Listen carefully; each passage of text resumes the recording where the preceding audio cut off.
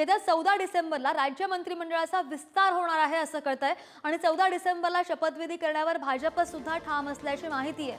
आपल्या पक्षांमधील किती जण शपथ घेणार हे कळवा असे स्पष्ट संकेत अजितदादांना भाजपकडून आणि एकनाथ शिंदेंना मिळालेले आहेत असंही कळतंय। अधिकची माहिती घेऊयात, आमचे प्रतिनिधी सुशांत आपल्या सोबत आहेत। सुशांत, अखेर 14 डिसेंबरला राज्य मंत्रिमंडळाच्या विस्तारावर शिक्कामोर्तब झालं म्हणायचं का? पूर्णविराम झालेला आहे असं म्हणायचं का? काय स्पष्ट संकेत दिलेले आहेत मित्रपक्षांना भाजपने?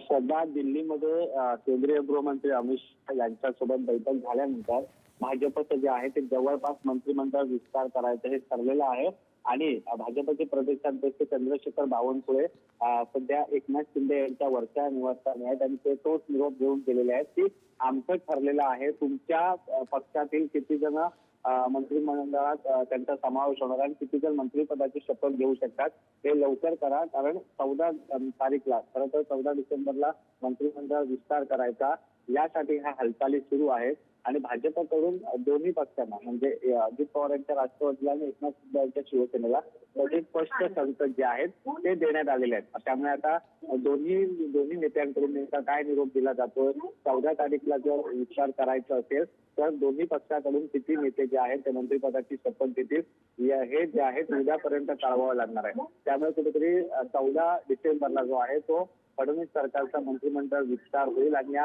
विस्तारात भाजपचे जवळपास 15 ते 20 मंत्री जे आहेत ते मंत्रिपदाची शपथ घेतील अशी आपल्याला माहिती मिळते। भाजपकडून काही नेत्यांची नावं जी आहेत ती जवळपास निश्चित करण्यात आलेली आहेत आणि यावर आज रात्री आणि उद्या दुपारपर्यंत शिक्कामोर्तब होईल आणि त्यानंतर संभाव्य मंत्र्यांना जे आहे ते भाजपकडून विरोध दिले जाणार आहेत। मात्र त्याआधी दोन्ही पक्षाचं म्हणणं काय आहे, त्यांचे कोण कोण आहेत त्यांची यादी देखील भाजपकडे घेतली जाणार आहे। नाही, बरोबर आहे आणि मंत्रिमंडळामध्ये कुणाची वर्णी लागतं हे सुद्धा पाहणं महत्त्वाचं असणार आहे। लक्ष अपडेट घेत राहू सुशांत, धन्यवाद दिलेल्या सगळ्या सविस्तर माहितीसाठी।